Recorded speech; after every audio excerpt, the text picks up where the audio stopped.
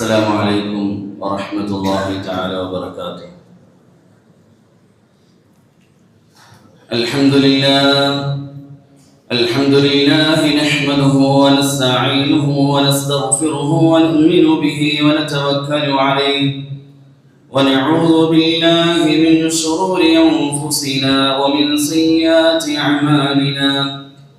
من يهده الله فلا مضل له ومن يضلله فلا هادي له، وأشهد أن لا إله إلا الله وحده لا شريك له، وأشهد أن محمدا عبده ورسوله أرسله بالحق بشيرا ونذيرا وداعيا إلى الله بإذنه وسراجا منيرا.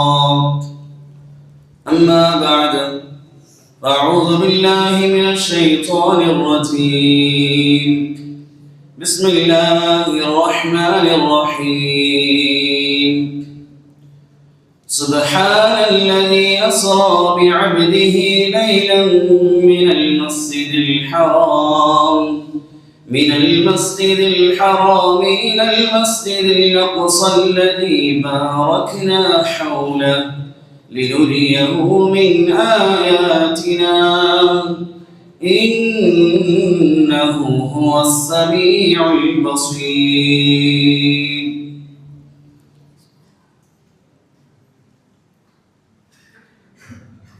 അല്ലാഹു സുബ്ഹാനഹു വ തആല നമ്മുടെ ജീവിതത്തിൽ വന്നുപോയ മുഴുവൻ പാപങ്ങളും പുറത്തു നിന്ന് അനുഗ്രഹിക്കുമാറാകട്ടെ. ബാക്കിയുള്ള ജീവിതം അള്ളാഹുവിനെ തൃപ്തിപ്പെടുത്തി ജീവിക്കുവാനും മരണപ്പെടുമ്പോൾ പരിശുദ്ധമായ കലിമ ചൊല്ലി മരണപ്പെടുവാനും അള്ളാഹു തൗഫീഖ് നൽകി അനുഗ്രഹിക്കുമാറാകട്ടെ. ബഹുമാനമുള്ള മുഅ്മിനീകളെ, സഹോദരന്മാരെ, അല്ലാഹു സുബ്ഹാനഹു വ തആല ഈ ലോകത്തേക്ക് മുഴുവൻ മനുഷ്യരെയും അയച്ചിരിക്കുന്നത് താൽക്കാലികമായിട്ടാണ്. എല്ലാ മനുഷ്യരും അള്ളാഹുവിലേക്ക്, ആഖിറത്തിലേക്ക് മടങ്ങേണ്ടവരാണ്. ഒരു മനുഷ്യന്റെയും എല്ലാ ആഗ്രഹങ്ങളും ഈ ലോകത്ത് പൂർത്തീകരിക്കാൻ സാധിക്കുകയില്ല. ആഗ്രഹങ്ങളെല്ലാം പൂർത്തീകരിക്കാൻ വേണ്ടി അടിമകൾക്ക് വേണ്ടി അല്ലാഹു തആല ആഖിറത്തിൽ സ്വർഗം തയ്യാറാക്കി വെച്ചിട്ടുമുണ്ട്. ഇതൊരു യാഥാർത്ഥ്യമാണ്, ഇതൊരു സത്യമായ കാര്യമാണ്. പക്ഷെ മനുഷ്യൻ അവൻ്റെ കൺമുമ്പിൽ കാണുന്ന കാര്യങ്ങളാണ് പെട്ടെന്ന് വിശ്വസിക്കുക, ഉൾക്കൊള്ളുകയും ചെയ്യുന്നത്. അതുകൊണ്ട് ഇത് സത്യമാണ് എങ്കിലും അധിക ജനങ്ങളും അധിക മനുഷ്യരും ഈ കാര്യം ഉൾക്കൊള്ളാൻ പ്രയാസമാണ്. അതുകൊണ്ട് ഓരോ കാലഘട്ടത്തിലും അല്ലാഹു തആല അടിമകളിലേക്ക് അവൻ്റെ സന്ദേശം വഹി ഇറക്കുകയുണ്ടായി. ആ വഹി ജനങ്ങൾക്ക് കൈമാറാൻ വേണ്ടി അവൻ്റെ അടിമകളിൽ നിന്നും ചിലർ അല്ലാഹു തിരഞ്ഞെടുത്തു, നബിമാരാക്കി. നബിമാർ ഓരോ സമൂഹത്തിലും വന്ന് അല്ലാഹുവിൻ്റെ ഭാഗത്തും സന്ദേശങ്ങൾ അറിയിക്കും. ഈ ലോകം താൽക്കാലികമാണ്, യഥാർത്ഥ ജീവിതം ആഖിറമാണ്, വിജയത്തിൻ്റെ മാനദണ്ഡം അല്ലാഹുവിൻ്റെ ദീനാണ്. നബിമാർ ഈ കാര്യങ്ങൾ ജനങ്ങളോട് പറയുമ്പോൾ ഇവർ അല്ലാഹുവിൽ നിന്ന് വന്നവരാണ്, ഇവർ നൽകുന്ന സന്ദേശം അല്ലാഹുവിൽ നിന്നാണ് എന്ന് ജനങ്ങളെ ബോധ്യപ്പെടുത്താൻ വേണ്ടി നബിമാർക്ക് അല്ലാഹു തആല ചില മുഅ്ജിസാത്തുകൾ നൽകും. മനുഷ്യന്റെ സാധാരണ ഒരു മനുഷ്യന് കഴിയാത്ത ചില അസാധ്യമായ കാര്യങ്ങൾ, മനുഷ്യന്റെ കഴിവിനപ്പുറത്തുള്ള ചില കാര്യങ്ങൾ ഓരോ നബിമാർക്കും അല്ലാഹു തആല നൽകിയിട്ടുണ്ട്. മൂസാ നബി അലൈഹിസ്സലാത്തു വസ്സലാം അദ്ദേഹത്തിന്റെ വടി നിലത്തിട്ടപ്പോൾ പാമ്പായി മാറി. സ്വാലിഹ് നബി അലൈഹിസ്സലാത്തു വസ്സലാമിന്റെ കൽപ്പന പ്രകാരം ഒട്ടകം അത് പാറക്കുള്ളിൽ നിന്ന് പുറത്തേക്ക് വരികയും പ്രസവിക്കുകയും ചെയ്തു. ഈസാ നബി അലൈഹിസ്സലാത്തു വസ്സലാം മരിച്ചവരെ ജീവിപ്പിക്കുമായിരുന്നു. ഇതെല്ലാം അല്ലാഹു തആല നബിമാരുടെ അല്ലാഹു വെളിവാക്കിയ ചില മുഅ്ജിസാത്തുകളാണ്. എന്നാൽ റസൂലുള്ളാഹി സ്വല്ലല്ലാഹു അലൈഹി വസല്ലമക്ക് അല്ലാഹു തആല ഏറ്റവും ഉയർന്ന, ഏറ്റവും അധികമായ മുഅ്ജിസാത്തുകൾ നൽകി. എല്ലാ നബിമാരുടെയും മുഅ്ജിസാത്തുകൾ അവരുടെ വഫാത്തോടുകൂടി അവസാനിച്ചു. സല്ലല്ലാഹു അലൈഹി വസല്ലമക്കും ധാരാളം മുഅ്ജിസാത്തുകൾ നൽകി. നബി തങ്ങളുടെ വിരലുകൾക്കിടയിൽ നിന്നും സഹാബത്തിന് വുളൂഇനും കുടിക്കാനുള്ള വെള്ളം അല്ലാഹു തആല പുറപ്പെടുവിച്ചു. തങ്ങളുടെ മുസബ്ബഹ വിരൽ കൊണ്ട് തങ്ങളെ കാണിച്ചപ്പോൾ ചന്ദ്രൻ രണ്ടായി പിളർന്നു. മരങ്ങളും കല്ലുകളും തങ്ങൾക്ക് സലാം പറയുകയും തങ്ങളോട് സംസാരിക്കുകയും ചെയ്യുമായിരുന്നു. ഇങ്ങനെ പല പല മുഅ്ജിസാത്തുകൾ നിബിതങ്ങൾക്കുണ്ട്. എന്നാൽ പരിശുദ്ധമായ ഖുർആൻ കഴിഞ്ഞാൽ, കാരണം ഏറ്റവും വലിയ മുഅ്ജിസത്ത് നിബിതങ്ങൾക്ക് നൽകിയത് ഖുർആനാണ്. ഖുർആൻ കഴിഞ്ഞാൽ നിബിതങ്ങൾക്ക് നൽകിയ ഏറ്റവും ഉന്നതമായ മുഅ്ജിസത്ത് അത് ഇസ്റാഉം മിഅ്റാജുമാണ്. ഒരു നബിക്ക് കിട്ടാത്ത ഭാഗ്യമാണ്. അത് ഏറ്റവും ഉന്നതമായ നബി നൽകിയ ഭാഗ്യമാണ്. മനുഷ്യന്റെ ബുദ്ധിയിൽ ഒരു നിലക്കും ഉൾക്കൊള്ളാൻ പറ്റാത്തൊരു സത്യമാണ്, യാഥാർത്ഥ്യമാണ്. അല്ലാഹു സുബ്ഹാനഹു വ തആല അവന്റെ പരിശുദ്ധ ഖുർആനിലൂടെ നബിതങ്ങൾക്ക് നൽകിയ അനുഗ്രഹത്തെ അല്ലാഹു തആല അറിയിക്കുന്നുണ്ട്. അതുകൊണ്ട് ആരെങ്കിലും ഇസ്രാഈനെ നിഷേധിച്ചാൽ ഇസ്ലാമിൽ നിന്ന് പുറത്തു പോകും. ഖുർആൻ വ്യക്തമായി പറഞ്ഞ ഒരു മുഅ്ജിസത്താണ്. സുബ്ഹാനല്ലദീ അസ്റാ ബിഅബ്ദിഹി ലൈലൻ മിനൽ മസ്ജിദിൽ ഹറാം ഇലൽ മസ്ജിദിൽ അഖ്സല്ലദീ ബാറക്നാ ഹൗല. സുബ്ഹാൻ, വിശുദ്ധ ഖുർആൻ ഒരൊറ്റ സൂറത്ത് മാത്രമാണ് ഇങ്ങനെ ആരംഭിക്കുന്നത്. സുബ്ഹാനല്ലദീ, അല്ലാഹു തആല പരിശുദ്ധനാണ്. മനുഷ്യന്റെ എല്ലാ കഴിവുകൾക്കും അപ്പുറത്ത്, അവന്റെ ചിന്തകൾക്ക് അപ്പുറത്ത്, അവന്റെ ബുദ്ധിയിൽ ഉൾക്കൊള്ളാൻ പറ്റാത്ത കാര്യങ്ങൾ അള്ളാഹു അവൻ ചെയ്യാൻ കഴിവുള്ളവനാണ്. അതുകൊണ്ട് അള്ളാഹു തുടങ്ങിയാണ് സുബ്ഹാനല്ലദീ അസ്റാ ബിഅബ്ദി. നിബിതങ്ങൾ സ്വപ്നം കണ്ട കാര്യമല്ല, സ്വപ്നം കാണുകയല്ല, മറിച്ച് നിബിതങ്ങൾ ശരീരത്തോടു കൂടി നിബിതങ്ങൾ യാത്ര ചെയ്ത യാത്രയാണ്. നിബിതങ്ങളുടെ ആകാശയാത്ര ഹറമിൽ നിന്നും ബൈത്തുൽ മുഖദ്ദസിലേക്ക്, അവിടെ നിന്നും നിബിതങ്ങളുടെ ആകാശയാത്ര ഇതൊരു സ്വപ്നമായിരുന്നില്ല. അല്ലാഹു വ്യക്തമാക്കി സുബ്ഹാനല്ലദീ അസ്റാ ബിഅബ്ദി. അവിടെ അല്ലാഹു ബിഅബ്ദി എന്ന പ്രയോഗം തന്നെ കൊണ്ടുവന്നു. ശരീരത്തോടൊപ്പം നിബിതങ്ങൾ യാത്ര ചെയ്തു. നിബിതങ്ങൾക്ക് അല്ലാഹു വലിയ ഭാഗ്യമാണ്. എപ്പോഴാണ് അല്ലാഹു നിബിതങ്ങൾക്ക് ഈ സൗഭാഗ്യം നൽകിയത്? ചരിത്രത്തിൽ കാണാം, നിബിതങ്ങൾ ഏറ്റവും ദുഃഖിതനായി, നിബിതങ്ങളുടെ മനസ്സെല്ലാം തകർന്ന ഒരു സമയം. അതായത് തങ്ങൾക്ക് എല്ലാ താങ്ങും തണലും എല്ലാ നിലക്കും തങ്ങൾക്ക് സംരക്ഷണം നൽകിയിരുന്ന അബൂ താലിബിന്റെ മരണം. മുശ്രിക്കീങ്ങളുടെ ഉപദ്രവങ്ങളിൽ നിന്ന് തങ്ങളെ സംരക്ഷിക്കപ്പെട്ടത് അബൂ താലിബിന്റെ ജീവിത കാലഘട്ടത്തിൽ. എന്നാൽ അബൂ താലിബിന്റെ മരണത്തോടുകൂടി മുശ്രിക്കുകൾ തങ്ങളെ ഉപദ്രവിക്കാൻ തുടങ്ങി. പിന്നെ തങ്ങളുടെ എല്ലാമായിരുന്ന ഖദീജയുടെ മരണം, ജീവിതത്തിൽ തങ്ങൾ ഏറ്റവും സ്നേഹിച്ച തങ്ങളുടെ ഇണ ഖദീജ ബീവിയുടെ മരണം, അങ്ങനെ തങ്ങൾക്കുണ്ട സപ്പോർട്ടും തങ്ങൾക്കുണ്ടായിരുന്ന ഞങ്ങളുടെ കൂട്ടത്തിലുണ്ടായിരുന്ന സംരക്ഷണവുമെല്ലാം നഷ്ടപ്പെട്ട്, അതെല്ലാം കഴിഞ്ഞ് ഞങ്ങൾ മുശ്രിക്കുകളുടെ ഉപദ്രവം സഹിക്കാതായപ്പോൾ തങ്ങൾ ത്വായിഫിലേക്ക് യാത്ര ചെയ്തു. സ്വന്തം ഉമ്മയുടെ നാടാണ്. വലിയ പ്രതീക്ഷയിലാണ് തങ്ങൾ ത്വായിഫിലേക്ക് യാത്ര ചെയ്തത്. എന്നാൽ അവിടെ ചെന്നപ്പോഴും ഉണ്ടായത്, തങ്ങൾ ആദ്യം അവിടുത്തെ 3 നേതാക്കന്മാരെയാണ് കണ്ടത്. 3 പേരും തങ്ങൾ വളരെ മോശമായി സംസാരിച്ചു. ഓ, നിന്നെ മാത്രമാണോ നബിയായി അയക്കാൻ അള്ളാഹുവിന് കിട്ടിയത്? ഇങ്ങനെ പല നിലയിൽ തങ്ങളുടെ ഹൃദയങ്ങളെ തകർക്കുന്ന മോശമായ വാക്കുകൾ കൊണ്ട് തങ്ങൾ അവിടെ നിന്നും ആട്ടി ഓടിച്ചു. അറബികൾക്ക് ജാഹിലിയ കാലഘട്ടത്തിൽ ഉണ്ടായ നല്ല ഗുണമായിരുന്നു അതിഥി സൽക്കാരം. നിബിതങ്ങൾ മക്കയിൽ നിന്നും കിലോമീറ്ററുകൾ, ഏകദേശം 80 കിലോമീറ്റർ തങ്ങൾ നടന്ന് ആ ചൂടും മലയുമെല്ലാം കയറി ദാഹിച്ച് വിശന്നു വന്ന നിബിതങ്ങൾക്ക് ഒരിറക്ക് വെള്ളം കൊടുക്കാതെ ആ നാട്ടുകാർ പറഞ്ഞയച്ചു. അത്രമാത്രം തങ്ങൾ അവിടെ നിന്ന് ആട്ടി ഓടിച്ചു. ത്വായിഫിന്റെ വഴിയുടെ ഭാഗത്തുമുള്ള തോട്ടങ്ങൾ ത്വായിഫുകാരുടെ തോട്ടങ്ങളാണ്. അവിടെയൊന്നും കയറാൻ സമ്മതിക്കാതെ തങ്ങളെ ആട്ടി ഓടിച്ചു. എന്ന് മാത്രമല്ല, കല്ലുകൾ കൊണ്ടെറിഞ്ഞു. ഒരു ഹാദിമ പോലും തങ്ങളുടെ കൂട്ടത്തിലില്ല, ഒറ്റക്കാണ്.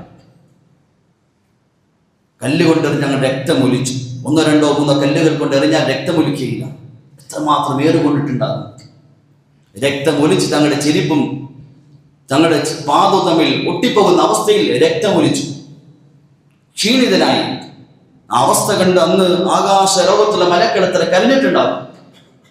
ഏത് നബിയാണ്? അള്ളാഹുവിന് ഏറ്റവും ഇഷ്ടപ്പെട്ട അള്ളാഹുവിന്റെ ഹബീബാണ്. ആ ഹബീബ് അനുഭവിച്ച ത്യാഗവും കഷ്ടപ്പാടുമാണ്. തങ്ങൾ അത് കഴിഞ്ഞ് മടങ്ങി വരുമ്പോൾ തായിഫിന്റെ പുറത്തുള്ളൊരു തോട്ടത്തിൽ, അവസാന ഭാഗത്ത് തങ്ങളെത്തി ഒരു തോട്ടത്തിൽ കയറി വിശ്രമിക്കാൻ ഇരുന്നപ്പോൾ തങ്ങൾ ചെയ്തൊരു ദുആയുണ്ട്. ആ ദുആ നമ്മൾ നോക്കിയാൽ മനസ്സിലാകും തങ്ങൾ അനുഭവിച്ച വേദനയും ബുദ്ധിമുട്ടും എത്രയാണ്. അല്ലാഹുമ്മ ഇന്നി അശ്കു ഇലൈക വഅഫ ഖുവതി വഖില്ലത ഹീലതി വഹവാനി അലന്നാസ്. അല്ലാഹുവേ, എൻ്റെ കഴിവുകുറവും എൻ്റെ അശക്തിയുമെല്ലാം ഞാൻ നിന്നോട് ആവലാതി പറയുന്നു. ഇലാ മൻ തകിൽനി, അല്ലാഹു എന്നെ നീ ആരിലേക്ക് ഏൽപ്പിച്ചു കൊടുക്കുന്നത്? അല്ലാഹു എന്നെ ആരിലേക്കാണ് നീ ഏൽപ്പിച്ചു കൊടുക്കുന്നത്? ഇല്ലം യകുൻ ഗളബൻ അലയ്യ ഫലാ ഉബാലി, എങ്കിലും അല്ലാഹു നിനക്കെന്നോട് കോപമില്ല എങ്കിൽ എനിക്കതൊന്നും വിഷമമില്ല. കല്ലേറ് കൊണ്ടതോ രക്തമൊലിച്ചതോ ജനങ്ങൾ കളിയാക്കിയതോ ജനങ്ങൾ പുച്ഛിച്ചതോ ആട്ടി പുറത്താക്കിയതോ എനിക്കൊരു പ്രശ്നമില്ല. ഇല്ലം യകുൻ ബിക ഗളബൻ അലയ്യ ഫലാ ഉബാലി, നിനക്ക് കോപമില്ല എങ്കിൽ. ഇങ്ങനെ തങ്ങൾ പറയുന്ന ചില വാക്കുകളുണ്ട്. ആ വാക്കുകൾ നമ്മൾ പരിധിയാൽ മനസ്സിലാവും തങ്ങൾ എത്ര ബുദ്ധിമുട്ട് അനുഭവിച്ചു. ആയിഷ റളിയല്ലാഹു തആല ചോദിക്കുന്ന, നബിയെ, താങ്കളുടെ ജീവിതത്തിൽ താങ്കൾക്ക് ഏറ്റവും വലിയ ഉപദ്രവവും ബുദ്ധിമുട്ടും ആരിൽ നിന്നാണ് ഉണ്ടായത്? എപ്പോഴാണ് ഉണ്ടായത്? ഉഹദിലാണോ നബിയെ? ബദറിലാണോ നബിയെ? എപ്പോഴാണ്? ഖന്തഖിലാണോ നബിയെ? ഇവർ പറഞ്ഞില്ല, ആയിഷ, എൻ്റെ മനസ്സെല്ലാം തകർന്നു പോയ ഏറ്റവും വലിയ ഉപദ്രവം എനിക്കുണ്ടായത് ത്വായിഫുകാരിൽ നിന്നാണ്. എത്ര ബുദ്ധിമുട്ടുണ്ടെങ്കിൽ, എത്ര വേദനിച്ചിട്ടുണ്ടാകും.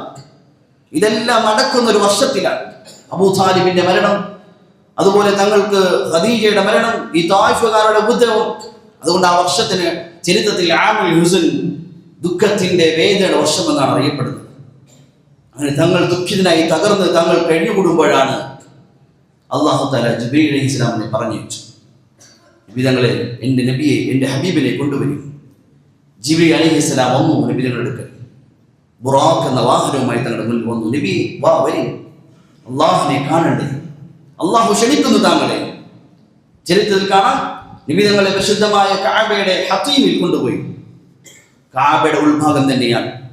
മുശ്രിക്കുകൾ പരിശുദ്ധമായ സമ്പത്തില്ലാത്തതിന്റെ പേരിൽ ആ ഭാഗം ഒഴിവാക്കി ഇന്നത്തെ കഅബ കെട്ടി നിർമ്മിച്ചു.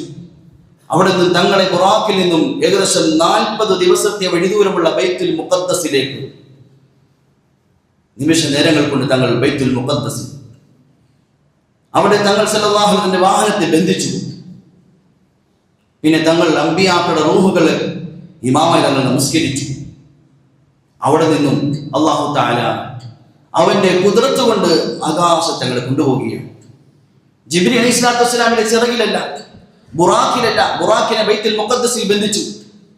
ജിബ്രീൽ അലൈഹിസ്സലാത്തു വസ്സലാമിന്റെ ചിറകിലോ അല്ലെങ്കിൽ ജിബ്രീൽ അലൈഹിസ്സലാം പിടിച്ചുകൊണ്ടോ അല്ല, അള്ളാഹുവിന്റെ ഖുദ്റത്ത് കൊണ്ട്. അതെങ്ങനെ യാത്ര ചെയ്തോ? അള്ളാഹു നിബിധങ്ങൾക്കും അറിയുകയും അള്ളാഹുവിന്റെ ഖുദ്റത്ത് കൊണ്ട് കൊണ്ടുപോയി. ഒന്നാം ആകാശത്തെത്തി. വാതിൽക്കൽ മുട്ടി ജിബ്രീൽ അലൈഹിസ്സലാം. ഒന്നാം ആകാശത്തിൽ ആദം നബി അലൈഹിസ്സലാത്തു വസ്സലാമിനെ കണ്ടുമുട്ടി. അവിടെ നിന്ന് നിബിധങ്ങൾ സ്വീകരിച്ചു. മർഹബൻ ബിഇബ്നി സ്വാലിഹ്, എൻ്റെ സ്വാലിഹായ സന്താനം വരിൻ, കടന്നു വരിൻ. അവിടുന്ന് രണ്ടാം ആകാശം ഈസ അലൈഹിസ്സലാത്തു വസ്സലാമിനെ കണ്ടുമുട്ടി. മർഹബൻ ബിഅഖി സ്വാലിഹ്. പിന്നെ അവിടെ നിന്നും മൂന്നാം ആകാശം യൂസുഫ് അലൈഹിസ്സലാമിനെ കണ്ടുമുട്ടി. മർഹബൻ ബിഅഖി സ്വാലിഹ്. പിന്നെ അവിടെ നിന്നും ഇദ്രീസ് അലൈഹിസ്സലാമിനെ, നാലാം ആകാശം ഇദ്രീസ് അലൈഹിസ്സലാമിനെ കണ്ടുമുട്ടി. പിന്നെ അവിടെ നിന്നും അഞ്ചാം ആകാശം ഹാറൂൻ നബിയെ കണ്ടുമുട്ടി. പിന്നെ അവിടെ നിന്നും ആറാം ആകാശം മൂസ അലൈഹിസ്സലാം കണ്ടുമുട്ടി. പിന്നെ അവിടെ നിന്നും ഏഴാം ആകാശം ബഹുമാനപ്പെട്ട ഖലീലുല്ലാഹി ഇബ്രാഹിം നബിയെ കണ്ടുമുട്ടി. ഇബ്രാഹിം നബി അലൈഹിസ്സലാം നബിക്ക് സലാം അറിയിക്കുകയും തൻ്റെ ഉമ്മത്തിനും സലാം അറിയിക്കുകയും ചെയ്തു. ഒന്നാം ആകാശം മുതൽ രണ്ടാം ആകാശം വരെ 500 വർഷത്തെ വഴിദൂരമുണ്ട്. ഇതെല്ലാം കടത്തി അല്ലാഹു അവന്റെ ഖുദ്റത്ത് കൊണ്ട് നബിതങ്ങളെ കൊണ്ടുപോയി. പിന്നെ അവിടെ നിന്നും ആകാശവും കടന്ന് സിദ്റത്തുൽ മുന്തഹയിലേക്ക് ജിബ്രീൽ അലൈഹിസ്സലാം പറഞ്ഞു, നബിയെ, ഇനി അങ്ങോട്ട് യാത്ര ചെയ്യാൻ എനിക്ക് അനുവാദമില്ല. ഇനി ഞാൻ അങ്ങോട്ട് യാത്ര ചെയ്താൽ ഞാൻ കരിഞ്ഞ് ചാമ്പലാകും. എനിക്ക് അനുവാദമുള്ള സ്ഥലം അവസാനിച്ചു.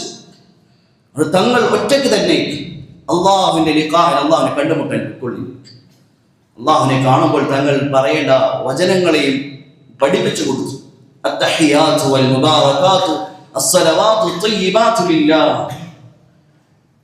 അല്ലാഹുവിനെ കാണുമ്പോൾ അല്ലാഹുവിനോട് പറയേണ്ട സലാമിനെ തഹിയ്യത്തിനെ പഠിപ്പിച്ചു കൊടുത്തു. ആ അവസ്ഥയെക്കുറിച്ച് സൂറത്തുൽ നജ്മിൽ അല്ലാഹു തആല പറയുന്നു, ثم دنا فتدلى فكان قاب قوسين أو أدنى.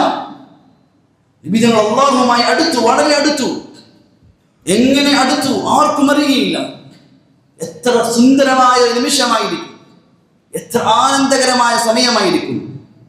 ഒരു സൃഷ്ടിയുമില്ല, മലക്കില്ല, ഒരു ജിന്നില്ല, മലക്കില്ല, മനുഷ്യരില്ല, ഒരു സൃഷ്ടിയുമില്ല. ഖാലിഖായ അല്ലാഹു നിബിതങ്ങൾ, ഹബീബായ നിബിതങ്ങളും മാത്രം. ثم دنا فتدلى فكان قاب قوسين أو أدنى. അല്ലാഹു തആലയെ നിബിതങ്ങൾ ഏതവസ്ഥയിൽ കണ്ടുമുട്ടി ആർക്കും അറിയുകയില്ല. നിബിതങ്ങൾ ഏറ്റവും ഉന്നതമായ അവസ്ഥ. പിന്നെ അവിടെ നിന്ന് നിബിതങ്ങൾ മടങ്ങുന്ന സമയം മൗലാന തഖി ഉസ്മാൻ അദ്ദേഹം എഴുതുന്നുണ്ട്, മടങ്ങുന്ന സമയം നിബിതങ്ങൾ ആഗ്രഹിച്ചു, നിബിതങ്ങൾ അള്ളാഹുവിന്റെ മുന്നിൽ ആവശ്യപ്പെട്ടു. ഒരു നബിക്കും ഒരു സൃഷ്ടിക്ക് കിട്ടാത്ത വലിയ സൗഭാഗ്യം എനിക്ക് ലഭിച്ചു. ഞാൻ എൻ്റെ ഉമ്മത്തിലേക്ക് മടങ്ങിപ്പോവുകയാണ്. നബിയെ, അള്ളാഹുവെ, എനിക്ക് കിട്ടി, പക്ഷെ എൻ്റെ ഉമ്മത്തിന് എന്താണുള്ളത്? എനിക്ക് മിഅ്റാജ് ലഭിച്ചു, ഞാൻ എൻ്റെ ഉമ്മത്തിന് എന്തുകൊണ്ട് പോകും? അള്ളാഹു നബി തങ്ങളുടെ കയ്യിൽ ഈ ഉമ്മത്തിന് വേണ്ടി സമ്മാനമായി കൊടുത്തയച്ച സമ്മാനമാണ് ആ സമയത്ത് നമസ്കാരം. നബിയെ, താങ്കൾക്ക് മിഅ്റാജ് ലഭിച്ചു, താങ്കളുടെ ഉമ്മത്തിന് ഇതാ കൊണ്ടുപോയി നമസ്കാരം നബി തങ്ങളുടെ കയ്യിൽ കൊടുത്തു. അതുകൊണ്ട് അസ്സലാത്തു മിഅ്റാജുൽ മുഅ്മിൻ, അസ്സലാത്തു മിഅ്റാജുൽ മുഅ്മിൻ. നമസ്കാരം ഒരു മുഅ്മിനിന്റെ മിഅ്റാജാണ്. നബി തങ്ങൾക്ക് അല്ലാഹുവുമായുള്ള മിഅ്റാജ് ലഭിച്ചു. എന്നാൽ ഉമ്മത്തിൽപ്പെട്ട സാധാരണക്കാരായി നമുക്ക് അല്ലാഹു നൽകിയിരിക്കുന്ന ഒരു മിഅ്റാജാണ്. അല്ലാഹുവുമായി സംസാരിക്കാനുള്ള അവസരമാണ് നമസ്കാരം. അഖ്റബു മാ യകൂനുൽ അബ്ദ്, ഒരു അടിമ ഏറ്റവും അടുക്കുന്ന രണ്ട് സമയങ്ങൾ നബി തങ്ങൾ പറഞ്ഞു, ഒന്ന് സുജൂദാണ്, രണ്ട് രാത്രിയുടെ അവസാന സമയമാണ്. ഒരു അടിമയ്ക്ക് ഏറ്റവും അടുക്കാനുള്ള ഒരു അവസരം, ഒരു സുന്ദര സമയമാണ് നമസ്കാരം, സുജൂദ്. അതുകൊണ്ട് അലി റളിയല്ലാഹു തആല പറയുമായിരുന്നു, എനിക്ക് എൻ്റെ റബ്ബുമായി സംസാരിക്കണമെന്ന് തോന്നിയാൽ അല്ലാഹു അക്ബർ, നമസ്കരിക്കാൻ കഴിയും, എനിക്ക് എൻ്റെ റബ്ബുമായി സംസാരിക്കണം. നമ്മൾ ചിന്തിച്ചു, നമുക്ക് എപ്പോഴെങ്കിലും തോന്നാറുണ്ടോ? കൈകെട്ടുമ്പോൾ അല്ലാഹു അക്ബർ എന്ന് കൈകെട്ടുമ്പോൾ ഞാൻ റബ്ബിന്റെ മുന്നിൽ സംസാരിക്കാൻ നിൽക്കുക. നമ്മൾ നമ്മുടെ ഭാര്യമാരെ സംസാരിക്കാറുണ്ട്, കൂട്ടുകാരെ സംസാരിക്കാറുണ്ട്. ഭാര്യയുമായി സംസാരിക്കുന്ന നമ്മൾ ഫോൺ എടുത്ത് വിളിക്കും, കൂട്ടുകാരെ വിളിക്കും. എന്നാൽ എൻ്റെ റബ്ബുമായി സംസാരിക്കട്ടെ. അല്ലാഹു അക്ബർ, റബ്ബുമായുള്ള മുനാജാത്ത്, അല്ലാഹുമായുള്ള മിഅ്റാജ്, നമസ്കാരം. അവിടെ ചില സലഫുകൾ, മുൻഗാമികൾ പറയുമായിരുന്നു, സുജൂദ് ചെയ്യുമ്പോൾ എനിക്ക് എൻ്റെ റബ്ബിനെ ആലിംഗനം ചെയ്യുന്നത് പോലെ അനുഭൂതിയാണ് ലഭിക്കുന്നത്. ചില മുൻഗാമികൾ സുജൂദിലേക്ക് പോയാൽ ഒരു തലകൾ ഉയർത്തുകയില്ലായിരുന്നു. കാരണം അവർ പറയുമായിരുന്നു, അസ്സാജിദു യസ്ജുദു ബൈന ഖദമി റഹ്മാൻ. ഒരു അടിമ സുജൂദ് ചെയ്യുമ്പോൾ അല്ലാഹുവിന്റെ ഇരു പാദങ്ങൾക്ക് മുന്നിലാണ് അവൻ സുജൂദ് ചെയ്യുന്നത്. അവന്റെ തല കൊണ്ടുപോയി വെക്കുന്നത് അല്ലാഹുവിന്റെ ഇരു പാദങ്ങൾക്ക് മുന്നിലാണ്. ഇന്ന് ഉമ്മത്തിന് നമസ്കാരത്തിന്റെ വില നഷ്ടപ്പെട്ടു. അതിന്റെ ഖദറും അതിന്റെ അളമത്തും മഹത്വമല്ല നഷ്ടപ്പെട്ടു. നമസ്കാരം ഒരു ഭാരം പോലെ. നമ്മൾ വലിയ അലസന്മാരെ നമസ്കാരത്തിന്റെ വിഷയത്തിൽ. സത്യത്തിൽ അല്ലാഹു നബി തങ്ങളുടെ കയ്യിൽ കൊടുത്തയച്ച നമസ്കാരത്തിന്റെ ശക്തി നമുക്ക് മനസ്സിലായിട്ടില്ല. ഒരു സമൂഹത്തിന് നൽകാത്ത നിലയിൽ ഏറ്റവും ഉന്നതമായ ഒരു നമസ്കാരം. മുൻകഴിഞ്ഞ സമുദായങ്ങൾക്ക് റുക്കൂ ഉണ്ടായിരുന്നു, സുജൂദ് ഉണ്ടായിരുന്നു. എന്നാൽ പൂർണ്ണമായി നമസ്കാരത്തിന്റെ രൂപം ഈ ഉമ്മത്തിന് മാത്രം നൽകിയ അനുഗ്രഹമാണ്. നമുക്കതിന്റെ ശക്തി മനസ്സിലായിട്ടില്ല. ഈ നമസ്കാരങ്ങൾ കൊണ്ടാണ് നമ്മുടെ മുൻഗാമികൾ സഹാബത്തുൽ കിറാം അവരെല്ലാം അവരുടെ ആവശ്യങ്ങളെ പൂർത്തീകരിച്ചത്, അവരുടെ പ്രശ്നങ്ങളെ പരിഹരിച്ചത്. ഏതെങ്കിലും വിഷയങ്ങൾ, ബുദ്ധിമുട്ടുകൾ വരുമ്പോൾ ഉടനെ അവർ പരിഹാരത്തിനായി അവർ കയ്യിൽ ഈ നമസ്കാരം ഉപയോഗിക്കുമായിരുന്നു. ഇബ്രാഹിം തൈമി റഹ്മത്തുള്ളാഹി പറയുന്നുണ്ട്, ഒരിക്കൽ ഞങ്ങളെ കുറച്ചുപേരെ ജയിലിൽ അടച്ച കാലഘട്ടത്തിൽ, അങ്ങനെ ജയിൽ എന്ന് പറഞ്ഞാൽ അന്ന് ഞങ്ങളെ വളരെ ഇടുങ്ങിയ ജയിലിൽ, ഞങ്ങൾ കുറേ ആളുകളുണ്ട്. അവിടെ ഞങ്ങളുടെ വിശ്രമം, അവിടെയാണ് ഭക്ഷണം, അവിടെയാണ് നമസ്കാരം. വളരെ പ്രയാസമായ അവസ്ഥയിൽ വീണ്ടും ഒരാളെ കൂടി ഞങ്ങളുടെ ജയിലിൽ കൊണ്ടുവന്നു. വീണ്ടും ഇടുക്കമായി ഞങ്ങൾ ബുദ്ധിമുട്ടിക്കൊണ്ടിരിക്കുമ്പോൾ വന്ന മനുഷ്യൻ പറഞ്ഞു, നിങ്ങൾ പേടിക്കേണ്ട, ഒന്ന് രാത്രി വരെ ക്ഷമിക്കും. രാത്രിയാകുമ്പോൾ തീരുമാനമാക്കാം. രാത്രിയായി വന്ന മനുഷ്യൻ ഒന്നു കൊടുത്തു, അദ്ദേഹം നമസ്കരിക്കാൻ കൈകെട്ടി. നമസ്കാരം കഴിഞ്ഞ് അദ്ദേഹം ദുആ ചെയ്തു. ആ ദുആയിൽ അദ്ദേഹം ആവർത്തിച്ച് പറഞ്ഞു, അല്ലാഹുവേ, ഈ രാത്രി തന്നെ തീരുമാനമെടുക്കും, പ്രഭാതമാകരുത്. ഇബ്രാഹിം തൈമി റഹ്മത്തുള്ളാഹി പറയുന്നു, പ്രഭാതത്തോട് അടുത്തപ്പോൾ തന്നെ ഒരു പറവുകാരൻ വന്നു, ജയിൽ സൂക്ഷിപ്പുകാരൻ വന്നു. ജയിൽ വന്നു വിളിച്ചു പറഞ്ഞു, ഇന്നലെ രാത്രി വന്ന ആ ബഹ്റൈൻകാരൻ എവിടെ, തടവുകാരൻ. ഞങ്ങൾ വിചാരിച്ചു ഇപ്പോൾ തന്നെ അദ്ദേഹത്തെ തൂക്കിക്കൊല്ലാൻ കൊണ്ടുപോവുകയായിരിക്കും. അദ്ദേഹത്തെ വിളിച്ചു, അദ്ദേഹത്തെ മോചിതനാക്കി പറഞ്ഞയച്ചു. അദ്ദേഹം പോകുമ്പോൾ ഞങ്ങളോട് പറഞ്ഞു, ഏ മുസ്ലിം സമൂഹമേ, അള്ളാഹുവിനെ വഴിപ്പെട്ടുകൊള്ളിൻ, അള്ളാഹുകളെ പാഴാക്കി. അവരുടെ പ്രശ്നങ്ങളെ നമസ്കാരങ്ങൾ കൂടെ പരിഹരിച്ചു. അവർക്ക് ഉറപ്പായിരുന്നു ഇത് മതി, ഏത് കടുത്ത വിഷയങ്ങൾക്കും പരിഹാരം നമസ്കാരമാണ്. ഹാറൂൺ റഷീദ് രാജാവിന്റെ കാലഘട്ടത്തിൽ ഒരു മനുഷ്യനെ അനർഹമായി അദ്ദേഹത്തെ ജയിലടിച്ചു. പിഴവ് സംഭവിച്ചതാണ്. ഹാറൂൺ റഷീദ് രാജാവ് തന്റെ ഒരു പട്ടാളക്കാരെ വിളിച്ച് പറഞ്ഞു, ഇന്ന് ജയിലിൽ കിടക്കുന്ന വ്യക്തി, ആ വ്യക്തിക്ക് ശിക്ഷയായി അദ്ദേഹത്തെ ഇന്ന സ്ഥലത്ത് കൊണ്ടുപോയി, അവിടെ വലിയൊരു കിണറുണ്ട്, അതിലിട്ട് അദ്ദേഹത്തെ ശിക്ഷ നടപ്പിലാക്കി കുന്നുകളഞ്ഞേക്ക്. സത്യത്തിൽ അദ്ദേഹം അനർഹമായി കൊണ്ടുവന്നതാണ്, അദ്ദേഹം തെറ്റും ചെയ്തിട്ടില്ല, രാജാവിന് പിഴവ് സംഭവിച്ചതുമാണ്.